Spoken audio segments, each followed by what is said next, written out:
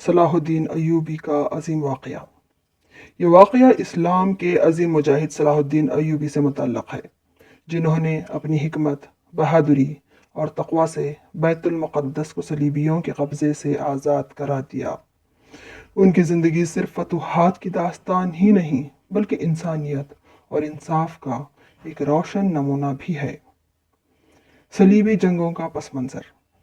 12ویں صدی میں صلیبیوں نے یورپ سے نکل کر اسلامی علاقوں پر حملے کیے اور بیت المقدس پر قبضہ جما لیا۔ اس دوران مسلمانوں پر بے شمار ظلم و ستم کیے گئے، لیکن اللہ تعالیٰ نے مسلمانوں کو ایسا رہنما عطا کیا جس نے نہ صرف دشمنوں کا مقابلہ کیا بلکہ اپنی رحمدلی اور عدل و انصاف سے سب کے دل جیت لیے۔ بیت المقدس کی فتح۔ صلاح الدین ایوبی نے اپنے لشکر کو منظم کیا اور کئی محاذوں پر صلیبیوں کو شکست دی۔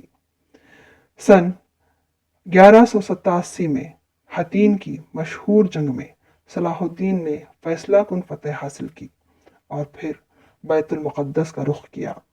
کئی ماہ کے محاصرے کے بعد شہر کے دروازے کھل گئے اور صلیبیوں نے ہتھیار ڈال دیے۔ رحمدلی اور انسانیت کا مظاہرہ۔ جب صلاح الدین ایوبی نے بیت المقدس فتح کیا تو وہاں کے عیسائیوں اور یہودیوں کو مکمل امان دی۔ جنگ کے دوران جن لوگوں نے مسلمانوں پر ظلم کیا تھا انہیں بھی معاف کر دیا گیا۔ تاریخ میں لکھا ہے کہ صلاح الدین نے عورتوں، بچوں اور بوڑھوں کو محفوظ راستہ دکھایا، اور جو لوگ اپنا فدیہ ادا نہیں کر سکتے تھے ان کا فدیہ اپنی جیب سے ادا کیا۔ مثال قیادت اور انصاف۔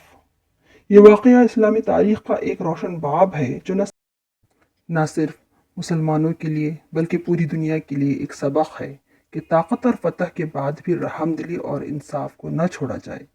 صلاح الدین ایوبی کی یہ قیادت ہمیں سکھاتی ہے کہ عظمت اور عزت صرف میدان جنگ میں نہیں بلکہ انسانیت کے ساتھ پیش آنے میں بھی حاصل کی جاتی ہے۔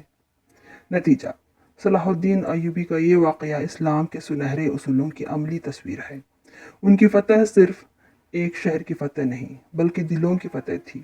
آج بھی تاریخ ان کے عدل و انصاف اور رحمدلی کی گواہی دیتی ہے، اور ان کا نام رہتی دنیا تک عظیم رہنما کے طور پر یاد رکھا جائے گا۔